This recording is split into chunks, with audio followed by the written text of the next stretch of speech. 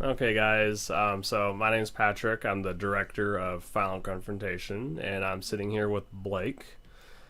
And Blake came in more towards the end of this film that I started. And this was like back in 2012 when I started filming it. Now, when we start the movie just goes. So I don't have any kind of way to kind of get us going. So I'm just going to kind of show something here in post, and we'll kind of talk about it. And so to kind of put you back in the mindset of where I was at when I started making this, I just got done making my high school film Battle Against Fate, and I really want to make a sequel to it. So I went around all my friends going, hey, would you be interested in doing another one? And can your brother help us with this one? And everyone's like, yeah, that was a lot of fun. Let's do it again. Sure. And I went really, really ambitious. And this is going to show a lot of that. Just for example, sitting on the home screen the screen where the movie starts on, I have a specific book that I wanted the audience to know. Like, hey, this character likes to read stuff. Likes to challenge himself intellectually. What's the word I'm looking for? Intellectually, thanks. And you can't even see it with the equipment I had at the time. And we began filming this with a JVC camcorder, the same one that I used for Battle Against Fate. I was just a little better at color grading it this time around, so it wasn't so washed out. Even though to me it still looks washed out. But anyways, so he's reading a Sherlock Holmes book, and you can't even tell that what he's reading. So I had a lot of stuff I was trying to show and tell and use, and I just did not have the capability of doing it correctly. And this film is a perfect analogy of that. So with that being said, you ready to get this started? On your mark. And it's been a year since alright, we're synced up and we're going. This is actually my old college campus. Speaking of the footage, you can actually see where this one's washed out because I had no color grading knowledge. Okay, it was just literally right out of the camera. And then for this one, I do have that. Those are actually all karate tournament trophies that I won throughout the years. I was pretty active in tournaments between 2010 and 2014. Oh no, let's see, 2008 to 2013. That's right, that was my 5-year period. And now Zoom. There we go. Should have done it in post. So I'm not going to bash my own film, even though I could for every single frame I'm watching. Because overall, if it wasn't for this, I wouldn't be where I'm at today. So I still thoroughly enjoy it. Right now we're just recapping the last one as it gets into the story for this one. And there's going to be full of copyrighted stuff throughout this movie. Because I really showed like what I like as a person. Video games, anime, karate, whatever. Because basically I made this character a carbon copy of who I am, just more serious and boring. What are you going to say, Blake? What he's essentially saying is he'll stop talking technical stuff so much and focus more on what's going on as we progress. I don't even have that anymore. I love how you've been showing off your toys. Right? See, I actually had a professional help me with this title intro, though. That's why it's so well made. That looks good. It's like better, higher quality than just about everything else. So whose car are you hanging out near? Yeah, that's actually my old car. It was a 1999 Buick Century I had. My very first car. Obviously no permission to film in a parking lot. We just kind of went there like on a Saturday or something and filmed. Dude, is he freaking barefoot? Yeah.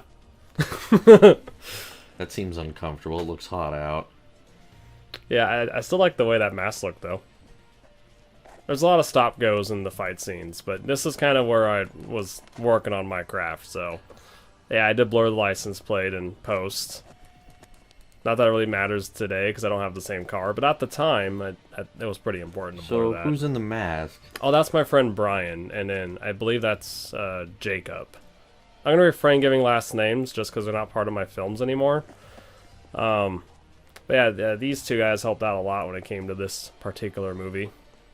And so basically the goal is like, okay, they're gonna ambush him, and they're gonna force him to swallow something. It's Resident Evil 4 inspired. I'll get more into that later on. Then he just kind of wakes up later. No one, walks through the parking lot or calls the cops or anything. Don't question too much logic. You'll drive yourself crazy. And yeah, I actually did just take some generic bird sound effects because, how do I put it? Filming with a camcorder, wind is not your friend. And when you're high up in the mountains, as you can tell by the scenery, oh man, it's so unbearable. So it's just nicer to listen to some birds chirping while... I don't know why I had this mindset. I had to show every little detail what's going on. But at that time, I figured I had to show the audience everything. And so just like, all that could have been cut. Just cut straight to the next part. There's a lot of walking. So you're going to be prepared to walk some miles with me mentally. And this is my friend Brian's old house. And in the first movie... we actually went inside the house. This time around, he doesn't, because he's not there. Yeah. That blur. I'm going to be talking a lot of technical stuff, even though I'm trying not to so bad. Camera has a hard time focusing. Well, it was unlike now where you can set your stuff. That was just set to automatic. Oh, yeah. Camcorders are not your friends. I see why people start on camcorders, because I'm one of them. Where you don't know anything, like what's an ISO, what's aperture, what's shutter speed. I don't want to think about any of that. Just give me the camera. I just want to film it and put my creative vision to the test. And now I understand why that's so important. But at the time, there was no one to teach me it, and it was really hard to learn on my own. So I figured I'll focus more on everything else and focus on settings later. And it was also a lot cheaper alternative at the time. So I believe your friend Josh is the one giggling, right? Yeah, Josh is wearing the red mask, and I have my friend Jacob wearing the silver mask. If I remember the last time I watched this, I think Josh was kind of one of my favorite characters out of this. He kind of made his own character, which was fun. Now, a lot of people ask me, why does everyone wear masks? So I can reuse them 5 more times. That's literally the only reason. We have a shortage of extras, so it is often very good for us not to show anyone's face so we can use them multiple times. In our current films, it makes more sense why people wear masks. They're brainwashed soldiers. No one, even the people who brainwash them, don't care about who they are. Think of like the stormtroopers from Star Wars. It's the same concept. But at this time, that concept wasn't there. It was just so I can reuse people and to kind of give them more of a scary nature. That was the only intent. It gives it kind of a Kingdom Hearts vibe. I'm a huge fan of Kingdom Hearts. Like, maybe not as huge anymore, but still pretty big. And I really enjoyed making this because it was my first time filming something more in the dark. Oh, fun fact. Obviously, there's going to be a fight scene here. Spoiler alert. But after we were done filming this scene, we had a lot of cops roll up on us because at the time, I didn't understand that we were by a senior center home. And you guys are making a bunch of noise. Oh yeah, and we're wearing black and just moving around like crazy. There's no way you're gonna see a little camcorder in somebody's hand. And that was a very abrupt place. Yeah, so this place ends abruptly. If you actually just go watch the movie without our commentary, you're gonna hear like the beginning of the movie play again during the scene. Because for whatever reason, the YouTube editor, when I hit the mute the audio, it kind of copy and pasted audio. I don't understand why, but anyways, so I actually did enjoy a little bit of the choreography here. I liked the tornado kick I did. I liked how I went between the two attackers trying to make this fight scene interesting, and then like, okay, hey, let me help you out, buddy. And so it had a lot of potential, and I really enjoyed what I was trying to do with it. I still think it's pretty good, even though way over dramatic. There's no way something that you would swallow by a pill to affect you within the same period unless it was like an overdosage. But boy, you need to look up poisons more. There's lots of things that would have done that. Well, basically, spoiler alert again. It's a parasite, like Resident Evil. Hence the 4. Resident Evil 4. Yeah, so it should have been more of like a timely process. But basically, my idea was, hey, have his friend help him that he was trying to contact, and boy, your room hasn't changed much. Actually, it's changed a bit. Just the layout. Not really. You still have 3 posters behind your bed. It's just not those 3. Very true, yeah.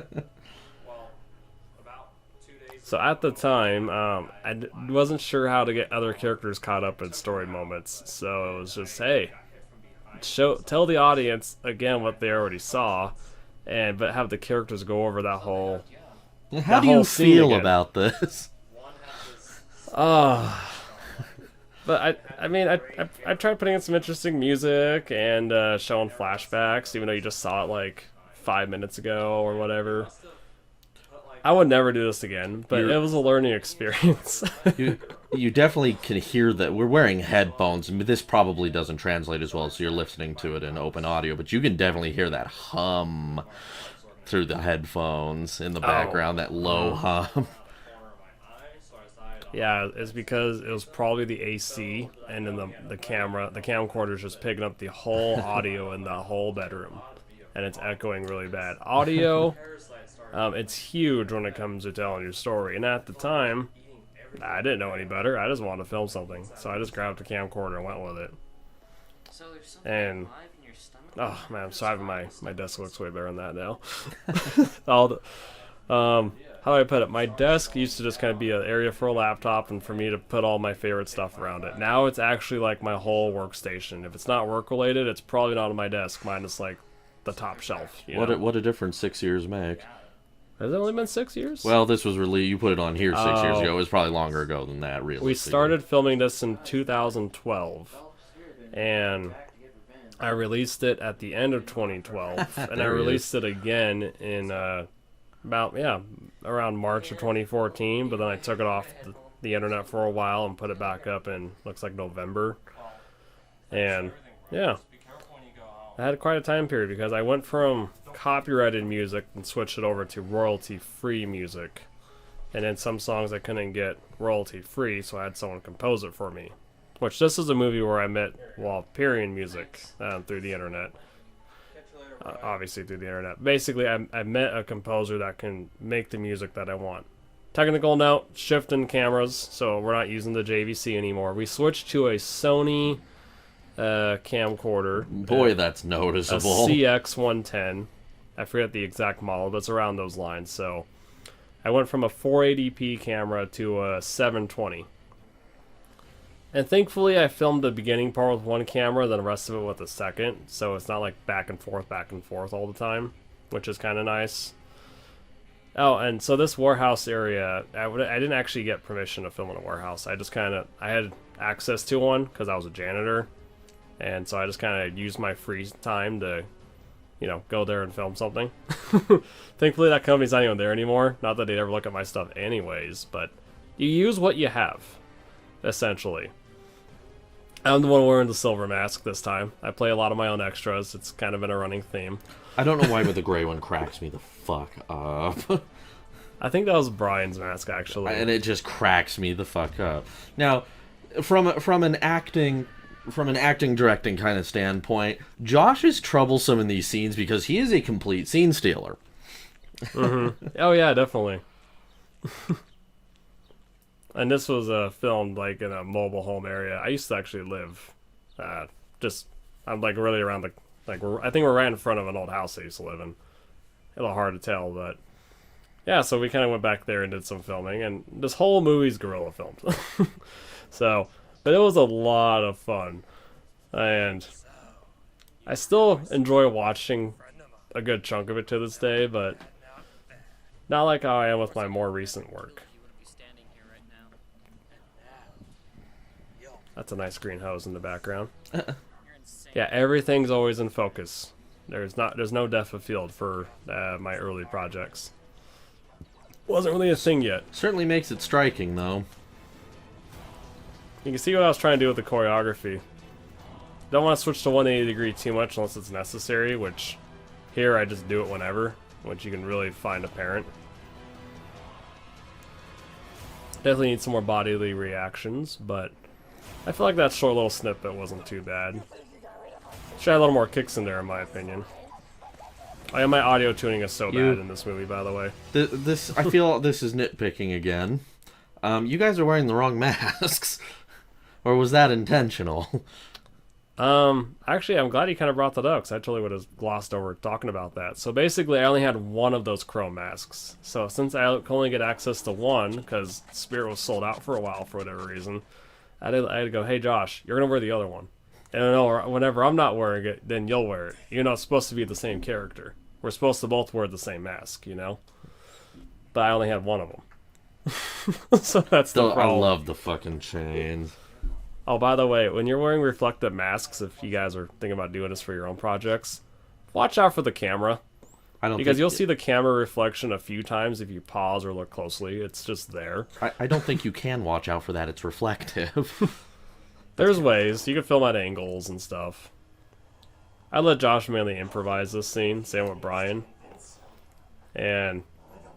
well, they were very familiar with one another, so... yeah, they're good friends. Those were your two best friends growing up. And they really had fun doing this. And you can see the fun we had making it, which I think makes the film. If it wasn't for that, it'd probably be way more boring. Well, I'm sure you got a lot of good memories to those. Oh yeah, like so, as you can tell, what Brian's wearing is tire chains we just found lying around the warehouse. Yeah, I actually didn't have props to tie him down or nothing yet. Not this time. You keep the camera high enough, it's vaguely difficult to... I know, he didn't actually hit him, but a lot of people asked me about that. He hit the wall. It was convincing. Yeah, he hit the wall, which kind of was a perfect when it sound. cut, did he sit there and have to shake it? Yeah. Not long, but for like a second. Ow! What the fuck? Because we didn't know he was going to hit the wall, because the wall's like right there. Oh, he's got long arms. He's lanky. I didn't have a syringe, so, you know, just took an office pen. Yeah. You use what you got. I was about to say, I'm sure whatever was lying around. Exactly. That's basically what this whole movie is. Took a fog machine from my upstairs closet from Halloween. I think it's broken since then. It's been trashed. Yeah, but they're cheap, fortunately. at the time, you know. Did you just walk into a closet? No, the hallway. Okay. I actually enjoyed filming this office area. I'm glad I did this movie, because if I didn't, there would not be... I feel the rage. You wouldn't be able to come... like, I would never be able to go back and film in this place ever again. So, I'm glad I did something with what I had. Well, that's too bad, because that's a pretty nice building. Oh, it really is. I would definitely love to make more stuff there, but out of question, a whole other company owns it, and that's just a whole lot of more paperwork, and that ain't worth the trouble. And yes, I did smoke out my own friend just for a shot. You ever been in a hot box room with a fog machine? It's not the best time. You remember that scene in Cheech and Chong? Oh yeah, this has been a recurring theme. So basically, throughout the movie, the character I play is just doing his own thing, and then something drags him out to do whatever he actually needs to do. And it happens, I think, twice, and it's a drag. It's like, can you just leave me alone? I just want to play video games. Go do something. I don't Be wanna. productive. And it drives me crazy. But for some reason, I was also trying to... what's the word I'm looking for? Not showcase, but like... I was trying to impress and... my YouTube audience. And my YouTube audience at the time was mainly gaming. So I was trying to like play devil's advocate in the gaming and nerd and anime side that I am, and then also the filmmaking side I am trying to be. And so there's a lot of that show and tell there. Like, my sister's wearing a Kingdom Hearts shirt. Like, it's just all over the place. And it's very distracting. And yes, that game is Super Smash Bros. Brawl. I don't play that one anymore just because there's some other ones. Yeah, I actually had a laptop. I was like a Sony Vaio. Yeah. Don't buy Sony Vaios. They suck. At least in 2012 they did. I like how you just pulled a thinking man. Oh yeah, I should talk about this in some detail. So basically, the dancing men came from Sherlock Holmes. Now, obviously, I didn't put that much work into copy and paste the actual Sherlock Holmes dancing men. I just kind of made my own. And I should have had someone else actually do it, because you can tell it's the same handwriting. So I should have had someone else make the dancing men know. You're the secret villain. Yeah, and then he figures it out. Like, he decodes, he thinks. I wanted to be like I wanted to do like a show montage, like those Rocky or Karate Kid montages, but make it more like He's thinking. He figures this out. He's trying to do something. Pills at random. They're totally not Tic Tacs. No, they are Tic Tacs. It's kind of like when we did that Red Hood thing. That first scene where I crushed those pills, somebody turned to me and said, "How the fuck did you think someone wasn't going to think those are Altoids?" I'm like, would you shut up? Right? They don't make anything round anymore. Oh, man, that binder. That was actually my gaming notes binder. I would play a game, and I would make a lot of notes, and I'd go and make a walkthrough of that game called a Let's Play. Nerd! I'm just kidding. I would tuck it in there, and I had no idea how to design the cover, so I just went to Microsoft Word and just copy and pasted my favorite images and called it a day. I'm still a huge video game and animator. I don't get around to enjoying the content like I used to. I have a lot more adult responsibilities.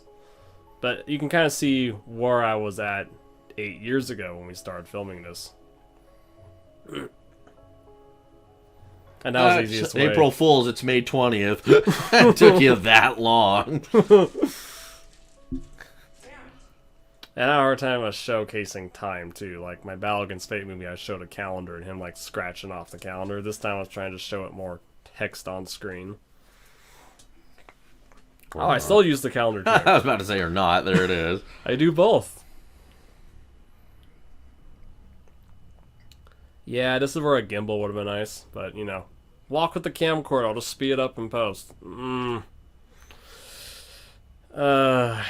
Yeah.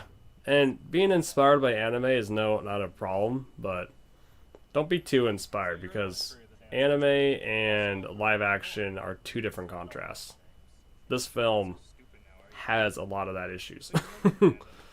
This is one of those more scenes where I was so inspired by anime I kind of just wrote it. I didn't actually read it out loud. And everyone just did as I told them to do. No one questioned me in the slightest, and I really wish they did because it's so awkward. Talk about something that happened off screen again. So basically this is somebody he doesn't know but he has a connection to, and he kind of like belittles him. Boy, he needed to swear there. Oh, yeah. I'm kind of glad you're sitting in with me on this play, because I have a hard time just rambling to myself the whole time. I don't know. I'm getting a lot out of it, to be honest with you. So, was he in the previous one? No. No. No, he's just like the ex-boyfriend of a girl. He used to date that you never saw or happened. Oh my god. I don't want to very thin connection. I don't want to be I don't want to get down on anyone in this, but that line was very Anakin Skywalker whiny when he delivered it, and I don't know if that's what the idea was, but oh, definitely not. You can see my idea, but there's no way I am showing that. I mean, I could do it now, but not at this time, and I probably wouldn't actually show this idea ever again, because I could not see how I could do this well. It'd be a totally different concept if I did something similar today. Basically, it's, okay, no, I can't change the past, but I'm going to stand back up and fight. That's the whole scene here. Done. Moving on. So we're going to have a fight scene now. So I'm going to dissect it. How I kicked you in the chest once. Barely. Yeah. He wasn't. They must have really thought you were a wussy. I was obsessed with cartwheels at this time. You're going to have to kind of accept that. There's a lot of, you get on the ground and I get on the ground. And then, like, basically a lot of the action goes as, okay, I'll do something, I'll wait for your reaction, you react to me, and we go back and forth. Boy, so there's no fluidity there. You have used this field a lot. This field is your friend. Don't need a permit. Now, there's, like, that cool throw where Donnie Yen does a scissors-like takedown by someone's head in Legend of the Fist. That was my attempt at doing that at the time. Oh, yeah, and expect just a guy to die from a kick to the face. Because this guy never comes back. And he's just going to walk away. Don't question. Here we are to the walking a mile thing. I really did enjoy the scenery, though. Oh, it's nice scenery. I'll give you that. Yeah, I'm still obsessed with that view. I just don't show it as much. Also obsessed with the hot Cheetos. He's still Raise your hand if you like hot Cheetos. Oh my goodness, that book. I haven't seen that book in forever. It's like in my storage unit. That's a book called Zach's Lie. I was severely depressed in middle school, and that book kind of helped me get through middle school. I related a lot to it. So basically his friend Brian calls and we're going to go walk to a field, and I'm not just going to cut there like a filmmaker show. We're actually going to take the walk from the parking lot to the field. I want to build it up for this walk. I'm trying to think of what game that sort of reminds me of. Shenmue or something? I don't know. Now, I had a lot of show don't tell, and there's some parts where you just don't need a show. You just go there. Let the implication stand for itself. Yeah, it's basically his friend's been the one we saw earlier. Goes missing, and then they kind of come back together, and he's brainwashed a little bit, which is kind of where my idea started. You didn't have a tripod at this time, did you? No, I actually use a TV stand and books for my gaming videos at the time. You know why we're here. Here to put a final end to you, so I can stop living in your shadow. Brian, what are you talking about? I know. Blake is trying really hard not to laugh, so I don't want to ruin the audio. We just had an entire conversation about how important audio is. These microphones are sensitive. Oh, yeah. You, whether you admit it or not, you have come a long way in acting. I actually don't admit that. Well, But both your... See, I don't want to be needlessly mean again. You can tell you guys are giving line delivery separately of one another. And you're so focused on your line delivery that your movements are wooden. Now, I know a couple guys in our more recent ones pick on you, saying they think your line delivery is wooden, but your movements aren't anymore, which proves you've gotten a lot more comfortable with line delivery. Because as you guys were talking, your movements were very, very deliberate. yeah, I appreciate the criticism and feedback. That's immensely helpful. Well, like I said, I don't want to. I'm not trying to be mean. You've had 8 years, and I think your more recent films definitely show 8 years worth of acting improvement, because you're definitely better now. And I can't wait to be even better in the next one. We're going to keep producing things, so you should keep getting better. I actually did some flips in this one. I don't do flips in my recent stuff anymore because I try to keep it grounded unless I feel like a flip is necessary. You can definitely tell you're young. Your voice cracked. Yeah, my voice is a lot deeper now. I was You yowled at him. I'm sorry. I don't mean to laugh, but you I yowled. was 19 when I started filming this, so yeah. I am now 27 as the time of our recording of our commentary. Brian's definitely not that fresh-faced anymore either. Oh no, he's more like a Neanderthal. I'm sorry if you're watching this. Fuck, bro. Actually, not really. That You should was- shave more often. That was fucked up. I thought me picking on you during that last get together we had about your beard was fucked up. I actually had someone tell me I should trim. I'm like, you're not wrong. I probably should trim. I just, it's 2020. Give me a break. No one trims as much. Man, I was so obsessed with a Pikachu shell for some reason, which I'm gonna put back in my new home one day. I'm gonna have a whole shrine for Pikachu just because I love annoying people with my obsession with it. One day. Yeah, another just generic calendar. That is actually my home. It does not look anywhere like that anymore, though. Whole new paint job. Another game I'm still obsessed with that game. It's my favorite Zelda game to this day. Is that... That's why I'm be playing the HD version now. That's the GameCube one. Is that Twilight Princess? It is. Good guess. I did sell the figure next to that TV to pay for one of my college books at the time. I wish I didn't, because now it's like 4 times as expensive trying to find it, because it was a limited run. And obviously I don't need that figure in my life. It's a want, so it can wait eventually till I get another one again. When I pay 4 times as much for it now. Now my friend Crystal, the one right here, we helped each other with a lot of high school films, and so when we were just kind of fresh out of high school, I'm like, hey, you want to help me with this one real quick? And she's like, oh, sure. Sadly, I kind of just, I gave her a really boring scene. I am surprised she said yes to this. But she was a good high school friend of mine. I had obsession with Windows, by the way. And she's actually married now, and her life is very positive, and I'm very happy for her. She's doing well. That's all I'm going to say. I'm not going to get into anyone's personal lives other than my own, or maybe Blake's if he shares. So the idea for this scene was that she gets ambushed, and so he loses a friend here. I'm just spoiling it before you see it. But Yeah, what happened to show, not tell? well, You had 8 years to watch this. 6 of the She's time on laughing YouTube. so hard. Yeah. Who's under the mask? Because whoever it is, she totally is not taking. Is it Me. you? Yeah, it's me. She's not taking you seriously at all because she knows it's you.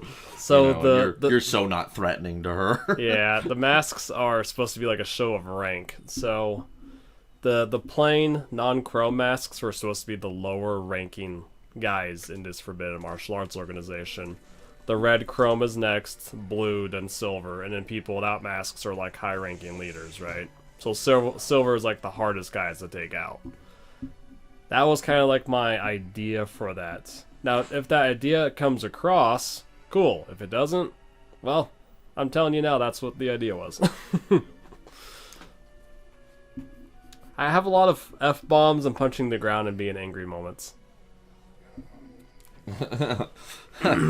Not subtle emotion, angry emotion.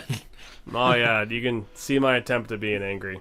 I just told myself, get mad like I would in Smash Brothers, and then try to put that on screen. How many times did you have to reshoot from her giggling?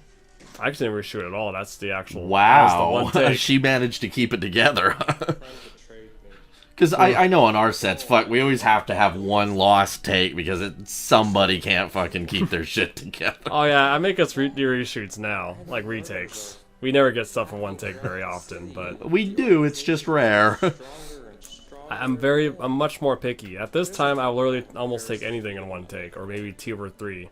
Usually the action scenes would take many takes, but the dialogue I would just take it as was. How do I put it? I had that blocking mindset. I'm focused on 20 things. I'm not looking at the one in front of me. So I actually took the same idea. Remember that scene when we were doing the Fatal Encounter commentary where it was really dark and he's just kind of sitting there depressed? Mm-hmm. This was the version before that where you hear him talk the whole time, and I feel like it just ruins the mood to hear the talking. So if you don't hear anything at all, you can kind of put your own thoughts there. By the same token, you're giving everyone your internal dialogue. Mm-hmm. And I use this park a lot too. It's my favorite park. It's also right one through the nearby my sprinklers, house. you dirty pig. Yeah, and more walking. But at least in this one, it actually has a lot of meaning here. He walks in the darkness. He's depressed. The camera tilts up, and it makes sense to see him walking. Everything else is just kind of padding. I don't know. Watch me get in bed. Flump. I don't even have that same bed anymore. That was a hard stop. Wasn't sure how to add those scenes together. Like how to get to the next day. Kind of get to the scene I want to get to. There was a lot of that. There's not really a good tie-in or transition between scenes. You just get there. And you can expect the wind being so bad, which is why the audio's muted here. We're just like room noise and voiceovers.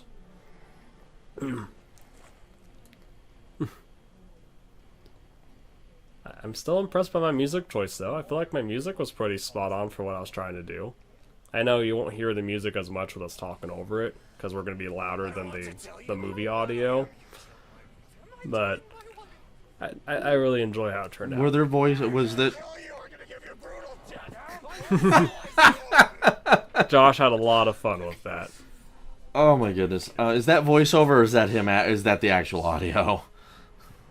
He actually had that audio close, and I voiceovered it with him. Mm-hmm. This is the most obvious voiceover, because he was talking too close to the camcorder, but the one before it, oh wait, no, that's right, it's half and half. The wind picked up on this part and made him voice over it, but the one before it was the actual audio. She was a little bundle of joy. She screamed and she screamed as we took her. He did all his own lines. He wrote it the day of. I just said, threaten me. Bro, just be unhinged. Do whatever you want. Do I make myself clear? I love how much he moves on camera. Oh, speaking of which, my hairstyle. God, what was I thinking? I could not have my hair that long ever again without some sort of style. You'll be dead in 2 days. There's no cure. Exposition. I am happy you're gonna die. Yay! You're gonna dance. Hey, be pissed. There we go. I'm sorry. I do laugh. I have fun pointing out my own flaws because I've come so far since then, and it's enjoyable for You me really to see like to where walk I've away come. from this cameraman. Did he piss you off? You're either running towards the camera or walking away from it. This is actually the only time I got permission to do something. I called my college campus the morning of, and they said, okay, yeah, tell us when. I'm like, around noon, and then we kind of went there and filmed. And since it was the middle of the summer, everyone's either in the buildings or not there.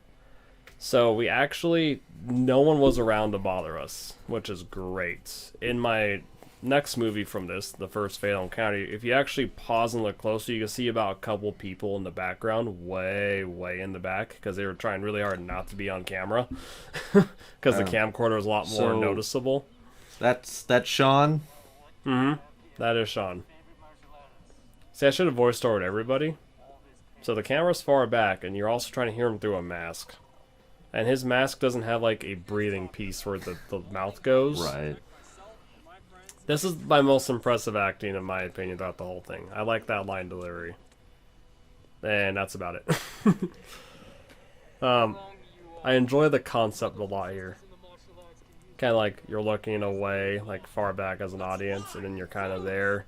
I really wish I didn't break the 180-degree rule right here, but I didn't know what the heck that rule was at this time, so, And I like how he's like, yeah, I'm so disgusted by you. You're not a brother to us. So he turns his back to him. Oh, mistake. And yeah, I did like a, you know how you flip on the monkey bars where you grab it and you let yourself go backwards? Did the same thing over my friends Josh and Brian there. Yeah, these guys are lackeys. It's just your hesitation while he sits there and flails on your leg. Like, you're not even kind of taking him seriously. No. You knocked his mask off there, didn't you? I did. Thankfully, his body was turned so you can't see his face anyways. So basically, the other two guys are lackeys and they don't stand a chance. But the guy with the silver mask, which I'm trying to show, is the high-ranking guy.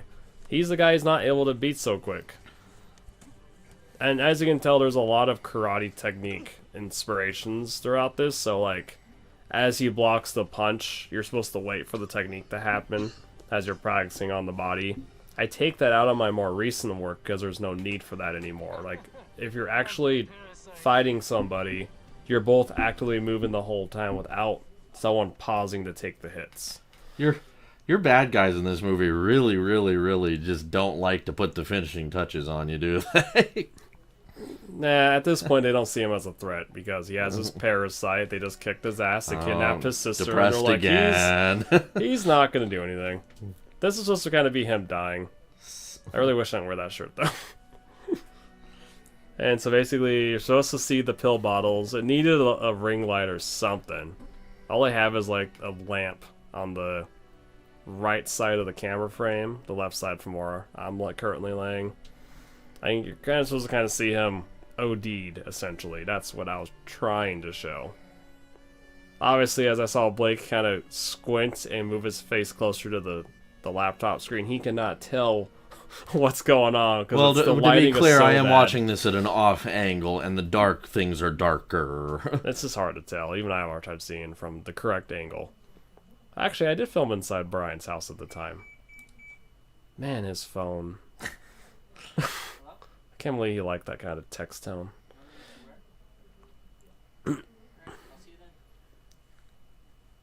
And I do like how Brian looks in red. I feel like it fits him very well. And yes, I'm obsessed with those stairs. You see those quite often in my work. There's that field again. Just coming the other way. And now we're going to go to the other part of the field. That's actually my old elementary school, Bud Beasley. I went to school there for 2 years.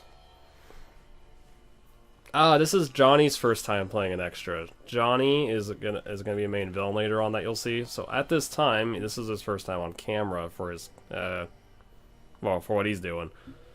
We filmed out of order, so I don't remember what days we filmed first anymore. And so basically I brought back Dean from the Battle Against Fate movie. Ooh, and he's supposed to be kind of watching from way over there without binoculars. Yeah, don't question it. About them setting up my character's friend, right? That was a hard up and down on that music. Yeah, there's no good audio tuning. I just, at the point, I didn't have like, I didn't know how to keyframe audio, so I would just split the file and then I would just raise the decibels up to where I want it to be at. And that's why it has those hard cuts. And I would add in those radial blurs when I wanted to do like slow motion, because if I did it all in the same speed, it would look less watchable. Okay, now here's my character gonna go save his friend. Hey, the stairs again.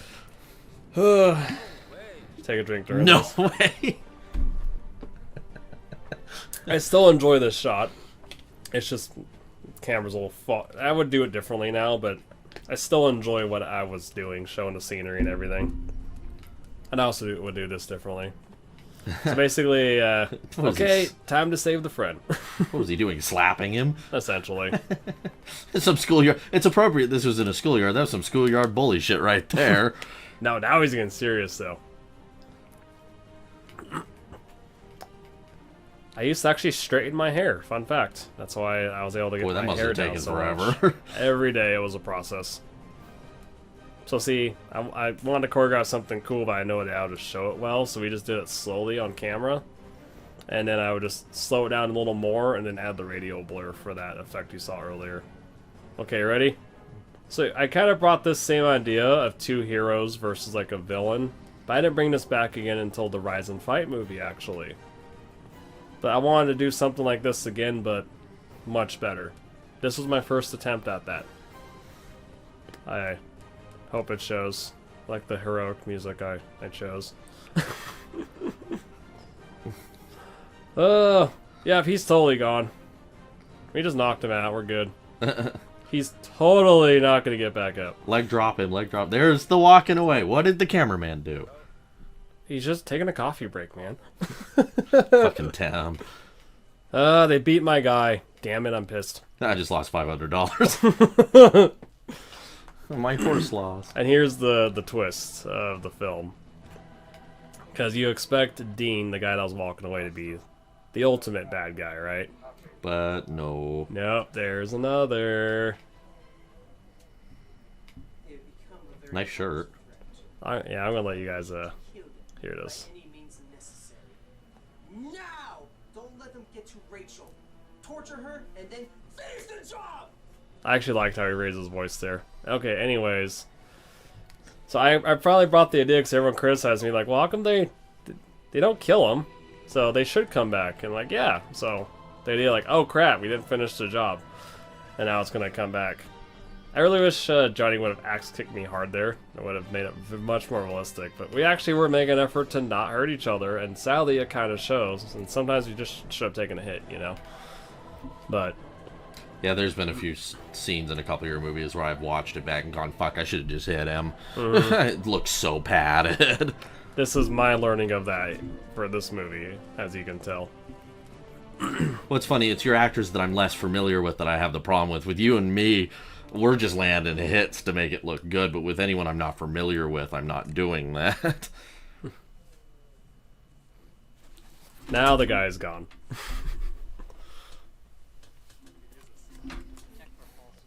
Oh, it wasn't enough to kill him, you gotta steal his clothes. Mm-hmm.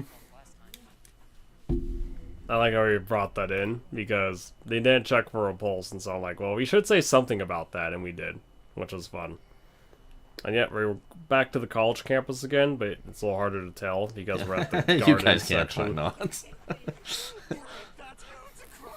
Now, Josh did his own line delivery here again, and I don't remember what he even had written in the script, but he just kind of did his own thing, and it worked. And thankfully my sister loves me, because my little sister actually somehow said yes to this. I think I might have bent her arm behind her back or something one day, and she's like, okay, fine. Because thank you, Rachel, if you're watching this. I do appreciate it. I do like his up and down line delivery. Yeah, it's fun. It's very entertaining. So I kind of wanted to show him, like, okay, you can kind of see him walking there. How the characters react to what they're seeing. I made a strong effort to do that this time around. That was a brave thing to do for not being able to move your hands. Cannibalism. Oh, man. So this is supposed to be like the hero rises type of feeling we're supposed to get here. Now this is the first song in the film that Walperian Music composed as far as timeline goes, not the actual first song he made. But I actually really enjoyed this song, and I brought it back in our Delightful Vengeance short film, which we'll go over another time. But I like the heroic theme, because I was a huge, and still am a huge fan of the I Am Number One song, which has been remixed like quite a few times from the Bleach anime. Just imagine that kind of feeling without the lyrics. I found you. Inspired by Taken.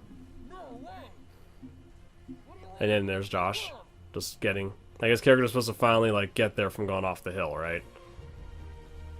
I still really enjoy this scene. I like how they're just standing in the background. Okay, come on, guys, get him, please. They didn't the last time. What are you thinking? You guys suck. Hey, like, okay, now I'm gonna take off my cloak to be more serious. Not that he ever needed the cloak to sneak in or anything. So, Sean and I parted ways, but at the time we made this, he was a huge reason why the choreography for this turned out to be semi-decent. Because him and I were able to bounce off each other quite well. And him and I were able to do stuff that worked well together. We worked well together.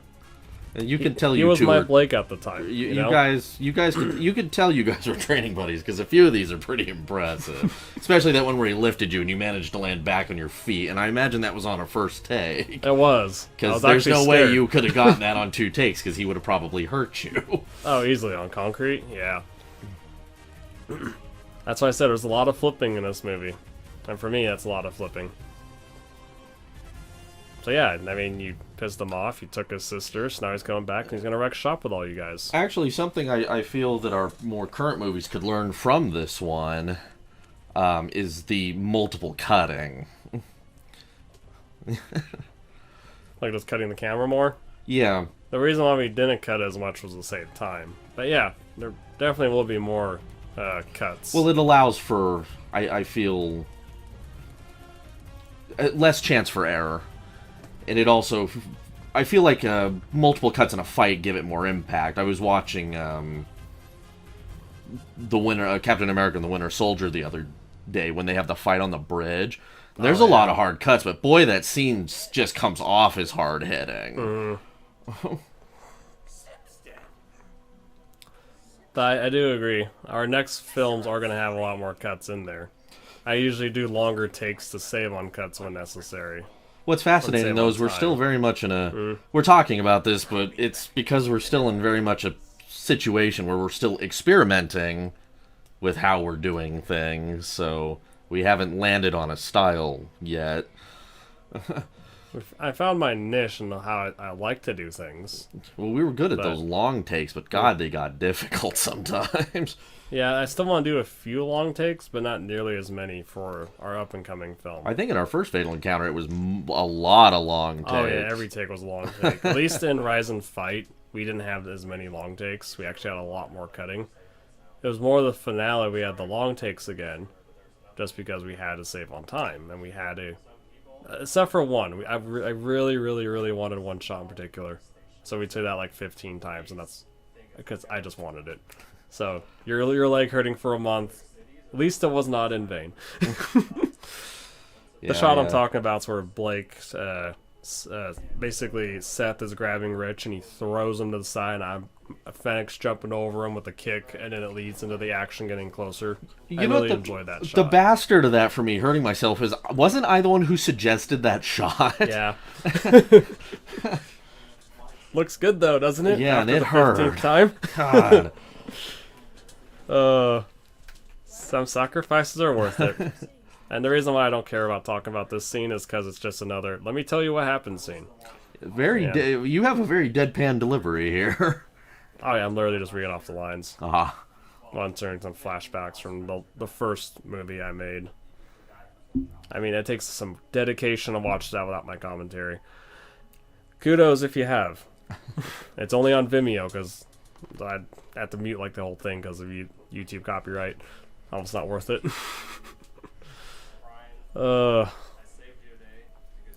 I did enjoy how those karate trophies looked. I had them in my room for a while because I used it as like, oh hey, lady I'm trying to impress, look at what I've accomplished.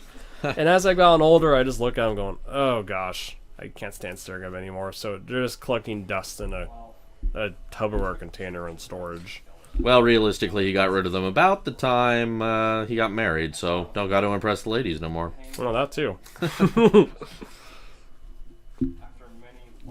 Now we're explaining the overdose. Yeah, basically, I mean, I feel like the audience could have pieced it together without the characters explaining it. Well, But that's at the time, often I'm like, I gotta tell the other characters what happened. that's often an early movie Mistake. pitfall. Yeah, is you feel like you need to spell everything out. Like maybe next time my room is 100% clean, I will actually show what the room looks like now, but at the same time it's like private, so I just show like a corner. I wonder what I do in the camera work this day. It wasn't any of us three, because we're all like in front of it. Except she's not in front of it now. That's not Rachel though. I think it was my friend Eric, because Eric used to help me with the camera work on this movie. You know Rachel's not on camera. Oh, no, actually, this is around the time where I actually got a tripod, so this shot right here is probably on a tripod why it's so steady. Just whenever we actually went out to film fight scenes, we never took that tripod with us. I don't know. But I'll take them on by myself. They won't attack martial artists. Oh, I hate this part so much. Ignore my line delivery. It's... Oh, man. That's like my least favorite out of everything.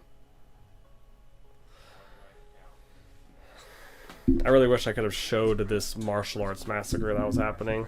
That I wanted to show Not so bad. nearly enough budget. Oh, heck no. Getting a bunch of guys in actual karate uniforms fighting each other and showing people dying. That would have been pretty cool. That obviously is not happening. There's actually not a single person wearing a karate uniform in this entire movie. Oh, man. Or actually seeing the interior of karate schools, because I obviously could not afford to get an interior of a karate school, or even use permission for the one I trained at. Because I wasn't, you know, I wasn't able to use my school for filming stuff. I gotta be mean again. God, those chairs are ugly. They got different furniture since then. Oh, I'm sure. But again, the character is just doing his own thing, and now he needs like some motivation to go out and do something. Oh, I do this a recognize lot. that game, and I just cannot remember the name of it. Damn Maybe it. it was Wolfenstein or something. I forget. I think it was. I don't want to say it wrong. I think it was something called like Left Alive or something like that. And here's a different version of walking. Running from the camera. I want to get to a certain location, so I want like, okay, let me lure you to where I want to be at for a fight scene, because I really like how this area looks. That's the only reason.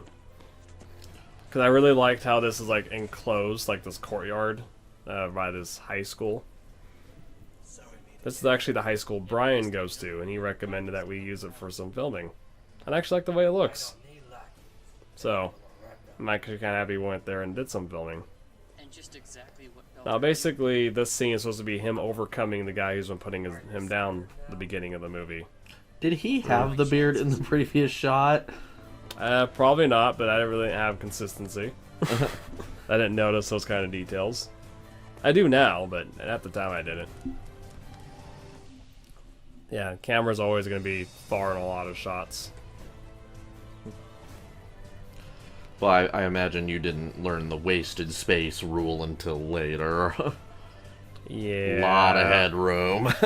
Oh my goodness. Basically, at this time in my life, if you could just hold the camera for me, I don't care what you know how to use it for. Just hold it, and I'll tell you what we're going to do.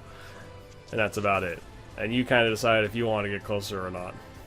And you could tell, like, this shot here, I zoomed in on post, but not every shot I did that on. Most I did not. And this is just me editing this again in, let's see, 6 years ago. I published this in 2014. So this has had quite a few runs in the editor. Obviously, I can't pull this up anymore for editing because it's on such an old file. Boy, of that editors. sounded like a bad fall. I can't remember if that fall actually hurt or not. It's I think I was pretty okay, just because I had like the little padding from the cloak around the t-shirt, and I'm used to taking falls. I'm also in my prime at this time, so I'm so young that I bounce back from anything I do easily. Perks of being a teenager, young adult. but you don't get better without the wisdom of growing up, ain't it a bitch? Yeah, it takes a little bit longer to recover. So he just kind of...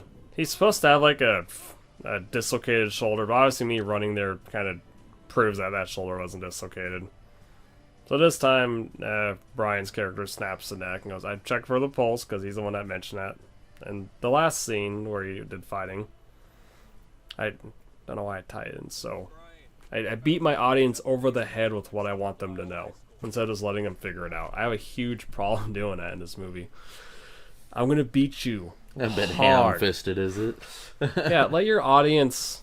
I learned over the years just to let your audience figure it out, because it gives them a reason to rewatch it, too. Don't tell them everything. Show them everything, and then let them figure out the stuff you're not telling. And for me, I've come a long way since then. Time for you to die. I didn't expect you to continue your ways. So this is when... This is the first time these two characters see each other again since Battle Against Fate. And we're like 54 minutes in. Oh, man. Where's he from? He was an old training buddy at my karate school at the time. He's the younger brother of Johnny, who's the main villain for this movie. And he was the main villain for my first movie because he went to my high school, and I had to get people from my high school to be a part of my very first film for the class. So I brought his character back, added in his brother for this one, and I wanted to like kind of tie off my high school film here, which is why we did a lot of high school scenery and everything. Let me rephrase my question. I probably ran around it. Where is his accent from? Oh, no accents. Please be kind in the comments. He has a speech impediment. So it's like a learning disability. Oh, because I was guessing Brazilian, actually. I mean, he could pass that off as one, though. I like what I tried doing with this fight scene. I actually took this idea, I went really far with it in all my work past this, using like a wall, using a shot from high up looking down earlier. I was obsessed with doing fight scenes next to those storage containers. Because, you know, guerrilla filming. No, you are not going to use your arms. I will defeat you by hitting you in the face. And he's supposed to be dead, by the way.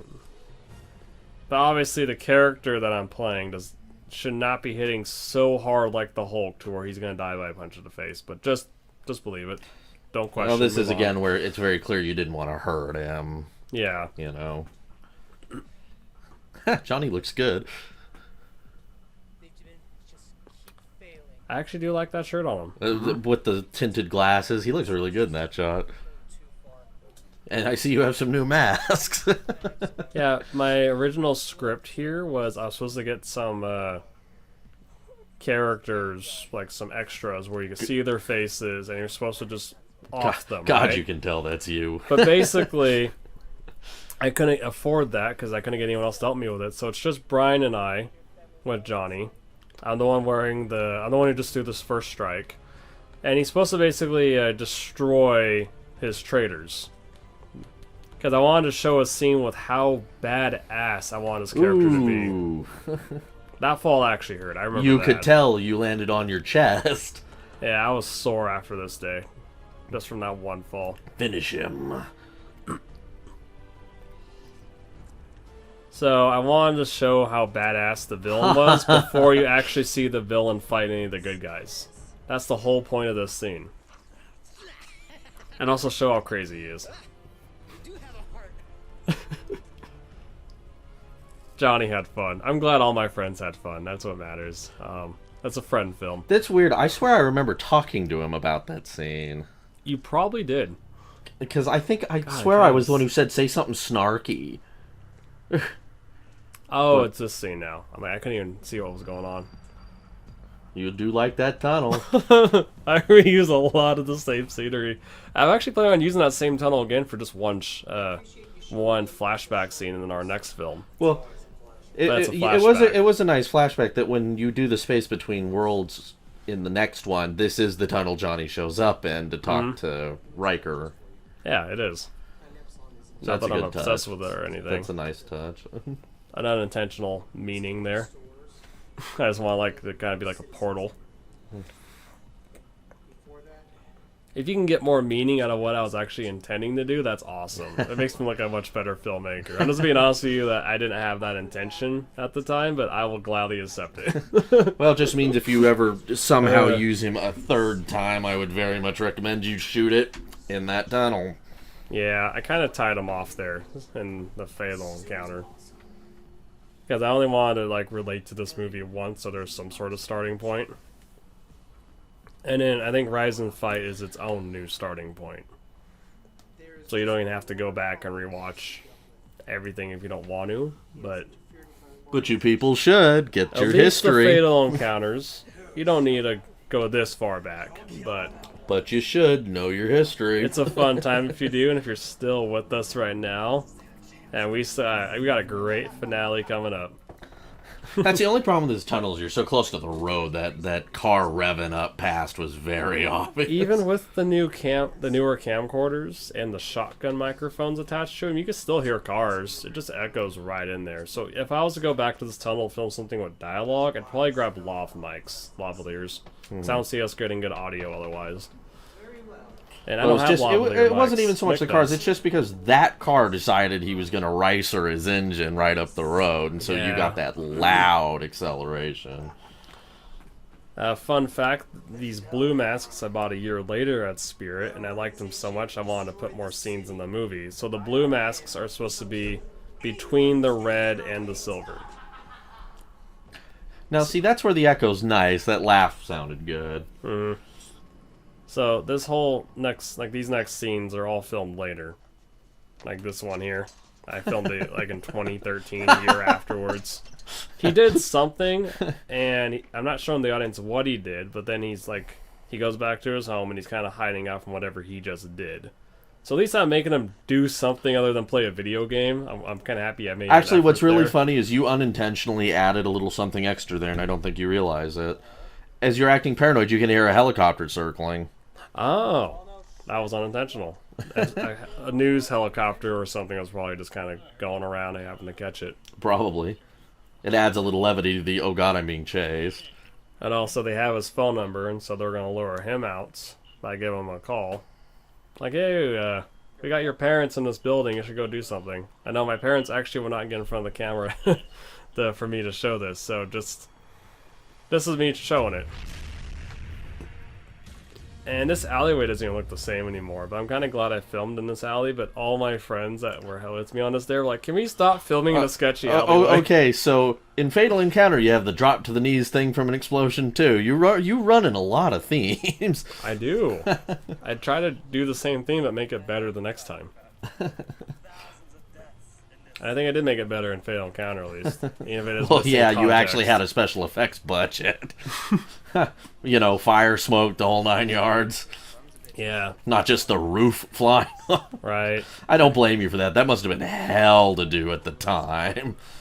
I Just didn't do getting that effect. This guy named Mark 1 actually did that special effect for me. The same way Yeah, I did and I'll the bet it title was screen. still hell. Oh yeah, that wasn't his forte, 'cause he specializes in commercials, not special effects. So for him to actually do me a favor, which was really nice of him.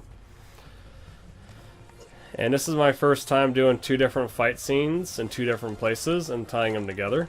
This is also the first time I had the music composer make a song. This is the first song Walperian Music ever made for us, and this was the song that made me go, yeah, you are my composer from here on out, because the song's amazing.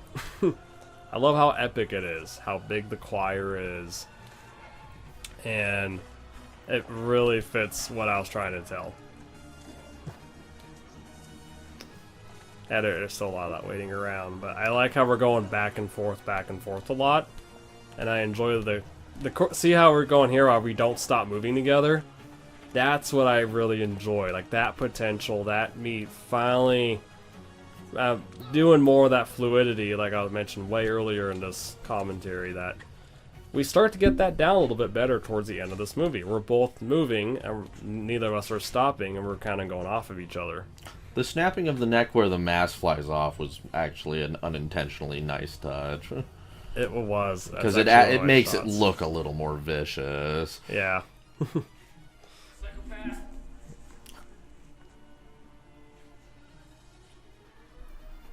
I was actually laughing after he said that, because I wasn't expecting him to say psychopath, because he wasn't supposed to say anything. It's just kick my dead corpse away.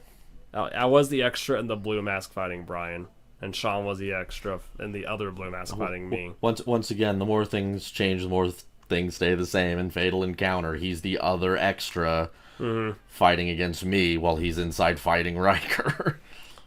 Yeah. I said we did it a lot better the second time around, because I actually had some practice doing it. At least once. Hey, look, it's me. And then we just perfected it in Rise and Fight, in my opinion. I didn't get to do a single action scene. I was so disappointed. Yeah, we just met in 2012, so by the time I was mostly done already filming this is kind of when I started bringing you in. Yeah. Well, I forget who was supposed to show up this night, and I just happened to be around, I think, so... Alright, that's the one you started. Blake is the other extra next to Johnny. And I actually didn't know you could really do a lot of acting at that time. And this is what I'm trying to show here is, okay, we have the villain approaching one of the heroes, and he's like antagonizing him. He's being the antagonist.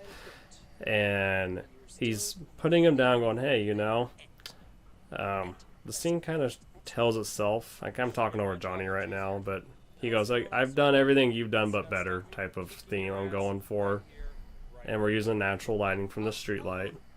Fun fact, the streetlight did go out on us in the middle of the shooting, and then it came back on like 10 minutes later, and then we were actually able to finish shooting. Where it went out, I have no idea, because we finished the shot before it went out. But do you remember that, Blake? Yeah. We had to move up the street. No, we actually just stayed there. We were going to, then the light just magically came back. Right. I'm like, come on, we gotta finish this film, hurry! And then it went out later after we just finished. Like, right as we walked away, it blacked out again. We're like, oh, well. Talk about timing. I actually did some college photography under that light while we're in my clown costume.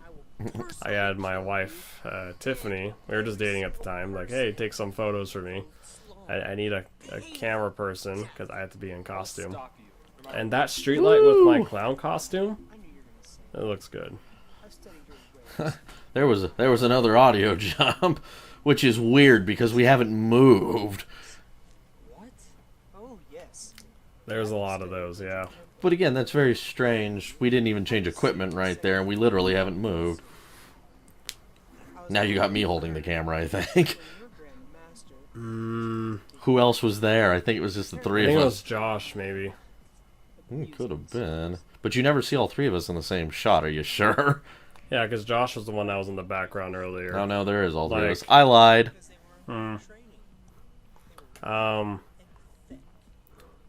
What was I thinking of for a moment? I guess something I could add is Johnny does do a lot of hand gestures, which I'm pretty fond of, but if we were to, let's pretend we went back and refilmed this whole movie, I would say a lot of them are unnecessary. By the time it adds to his character. I would have more to say. He likes to put a lot of overemphasis on words, but because he does it consistently throughout the entire thing, it just becomes a character quirk instead of being anything else. He even does it again in Fatal Encounter when I bring him back for a moment. So it's actually really nice. It's consistent, which is good.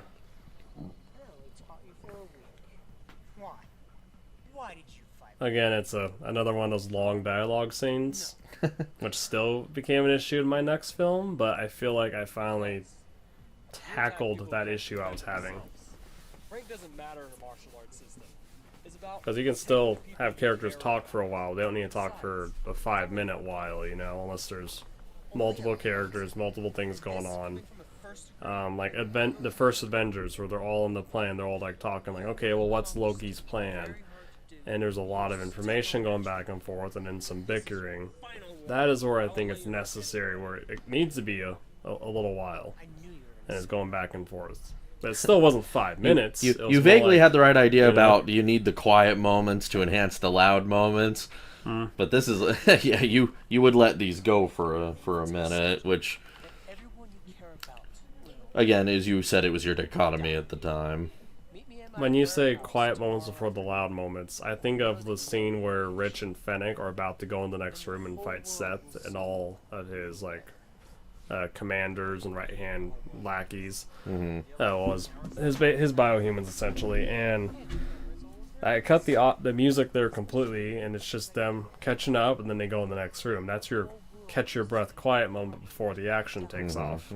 But that was this is supposed to be the same thing I was trying to do, but while relaying information. Right. Our quiet moments now are 15, 30 seconds. Yeah, we're obviously not going to do the fight scene there. I think I threw a joke or two in. So the fight scene, like, okay, well, we're going to go, like, you need to meet me somewhere, and if you don't meet me there, I'm going to ruin your life, which is the whole... It's been another running theme here. Play my game or else. Because I wanted to have the fight scene actually be in the warehouse, because we didn't do any fight scenes in here yet. So I wanted to save it for the finale. He has some more walking, but he actually meets him in that office you saw him in earlier in the movie. So I want a lot of stuff tie in together. I was wondering when you're gonna show up. And yeah, there's jump cuts, of course. Killing innocent people stop here and now. And I wish I brought the camera around more often, but Johnny's expression was more important than mine. This part's kind of interesting because you need more hand motion here. Oh yeah, I'm pretty stagnant. And we couldn't do the whole fight scene in the office. You're laughing. So we... you guys are having a blast, you can tell. I should have had a B-roll of him throwing something in the way to trip him and hurt his shin for a moment. Because we had to give way for his character to get away for a moment, because I didn't want the action to be in the warehouse. That was vaguely convincing, because my next question was going to be whether did you really slip and just kept it. I actually did trip. I was supposed to be aware of it and catch myself, but I didn't. Because that was a pretty convincing fall. I love this part here. I've never done another double tornado kick, but because I've done it here once already, and it don't really need to do it again. So the floor is very slippery. So that must add a degree of challenge. Now we filmed this second to what we filmed next, so the action had to lead somewhere else. But I'm actually kind of glad we didn't do all the fighting in here, because it's really hard to kick when your shoes have no traction on a very slippery concrete warehouse floor. And we filmed behind this warehouse before, Blake, but obviously they've added a whole fenced-in area. You can't even get over there anymore in that parking lot. Now, there was this park in the middle of these mountains that I was obsessed with at this time. I'm like, I have to have the final fight scene here at this park. We went here once, and it was full of children. And so we choreographed the entire fight scene. We came back here a week later, and then we actually filmed it a few hours earlier in the morning where there was no one else there but us. And that's how we were able to get what we needed. Now here's the downside. We want to do a lot of knees and elbows coming up, but we didn't want to actually hurt each other, so we did it slowly. So what do? Speed up in post without a tripod? No. And so this whole scene was ruined because of that. And so I decided to play with slow and fast motion just to make it bearable and actually somewhat enjoyable. That's why you keep seeing these radial blurs here that will pop up. You could see some of that speed up. But otherwise, if you kept it too fast, it's herky-jerky. But if you didn't add some slowdown, it was a solution Diego found, because I was experimenting with something else at the time. So him and I kind of took both of our ideas, and we made the post-production part of this. And then compared them. Yeah, bearable. So we made it to where it was a watchable scene after all. I actually enjoyed a lot of the stuff I was trying to tell in this scene. I throw way better jump spin hook kicks now. Just letting you guys know that. Again, 8 years of experience will do a lot. So I still I still enjoy the choreography here. I just kind of wish I filmed it in one natural speed and not go back and forth. So if you're gonna handhold a camera and you want to use knees and elbows, put it on a tripod. That way you can at least play with the speed and make it more fluid. Otherwise, just do it naturally and just slow down the knees and elbows while making it natural. So the concept here is he died. He got choked out and now he wakes up and he doesn't know where he's at. And this is supposed to be the first time you see this space between worlds. And we're filming this over at Pyramid Lake here in Nevada. Damn bird. Had to fly in my shot. Birds are not your actors. I still really enjoy the way this looks. We're in one of the thousands of crossover worlds. It's kind of like a proxy server. There's Like, different actors. Boy, you definitely let him write that line. I did.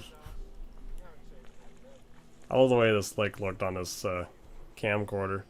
You're lucky you It's found still a pretty spot that didn't surreal. have a bunch of people around. We got really lucky, yeah.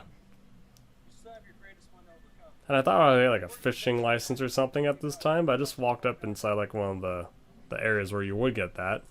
And the lady's, oh no, what you guys are doing, just go out there and do it. I don't care. I'm like, okay, cool. So we just drove around the lake, found a nice quiet spot, and then we just filmed it. Although I do think you can hear a boat later on, but not right now. No, Hard to remember. fight for yourself, your friends, I actually have and your not seen family. this in a very long Thousands of time. victims have already succumbed to this order. Should you not stop Nurgle, there's too many more. I enjoy what I was trying to tell her, like, hey, you know, Stop Nurgle now. don't give up. And he doesn't understand that his friend's actually going to give him part of his life, I mean, his afterlife energy, his spiritual energy, more or less, to bring him back. Fusing together the past and present. And yes, Josh wrote this himself. It's not your time to go. Actually, the whole thing is kind of well written. You again? We shall. When it's your time, we must meet up there. I feel like this is the perfect length a scene should be, even though I cut our heads off. Yeah, well. I think I had Diego helping us this day. I think it was Diego. So, my friend Diego, which is the one always behind the camera, he was a huge help in getting these off the ground. So, we did film this whole fight scene in one sitting. So now we're gonna do in the second half, which is supposed to be a huge tonal shift. Done yet? I'm gonna be quiet for this part. No way! You're supposed to be dead! Dead!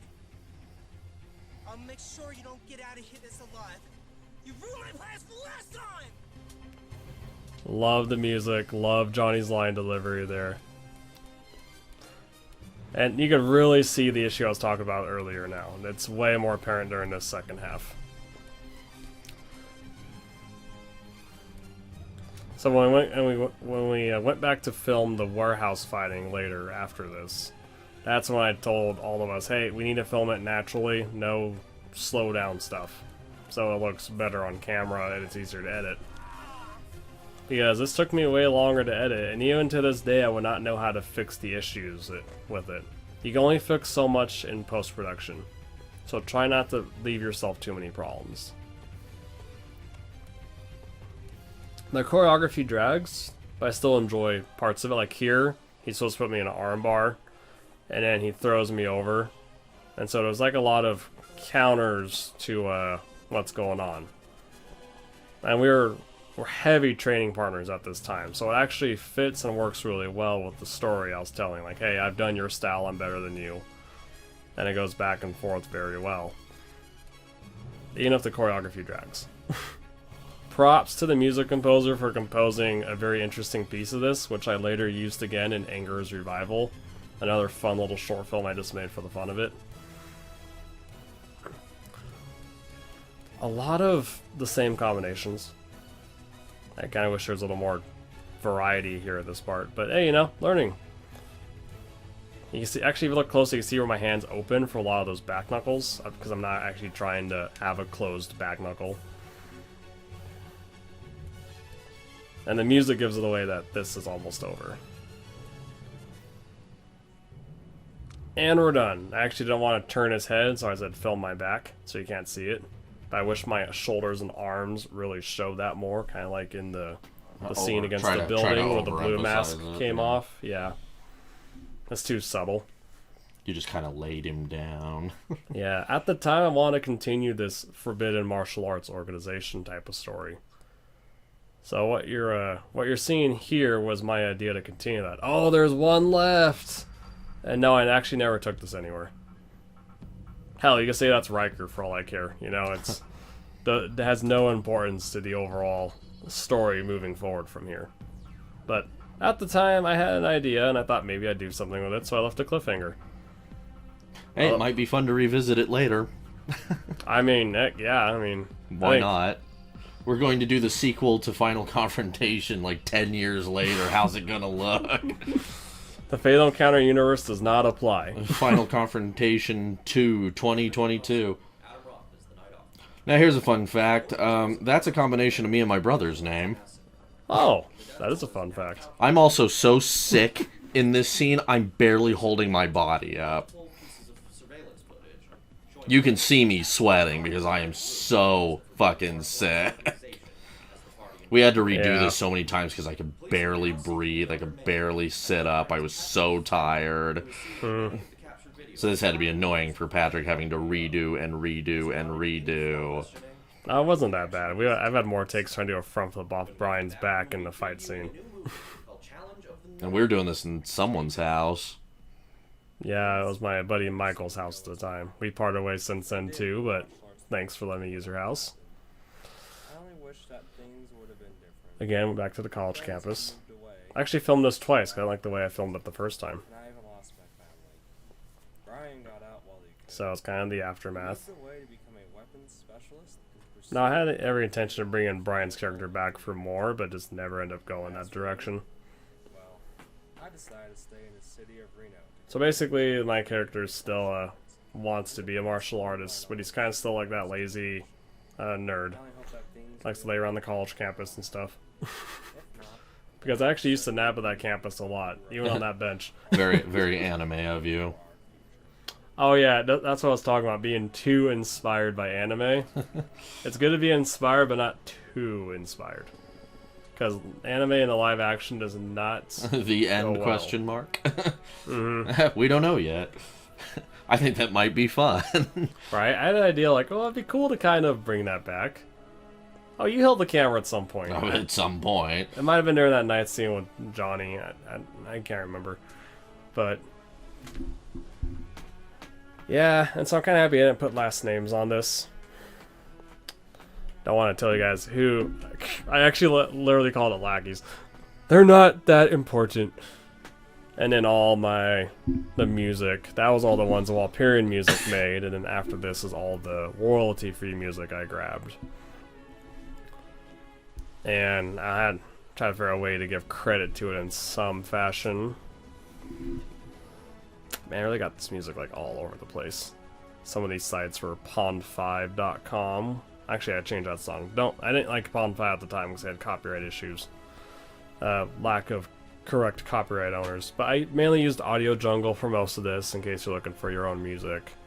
And that's where I actually found Walperian music to make custom music for me. And there's a lot of composers who want to do freelance work. And where else did I get some of this music from? It's so long ago I don't even remember. I just got all over the place, and I kind of wish I put some websites on here. Oh, freesound.org for some of the sound effects. That's nice. Chirping birds. Gosh, I was stuck from that one website from college where I got some free sound effects. I fart in your general direction, was it? That was the name of the music host. And that was Final Confrontation. Wow, talk about memory lane. I thought the first commentary we made with Fatal Encounter was memory lane, but oh, that was way more memory lane. I actually enjoyed more of that than I thought I would. No, even though it's pretty heavily flawed. Looking back with how far I've come since then and what I was trying to tell. I do have nostalgia glasses for quite a few of those scenes. Like, I don't like the entire scenes anymore, but the bits and pieces that I do enjoy, I still enjoy this day. Like, I really like that camera angle. I really like how that choreography part turned out for that 5 seconds or whatever. I obviously can't go over every little detail like that in a commentary like this, but it was still overall enjoyable. And I'm very glad I kept my ambitious nature for every project moving forward. And yeah, thanks for sticking around. Blake, any final words?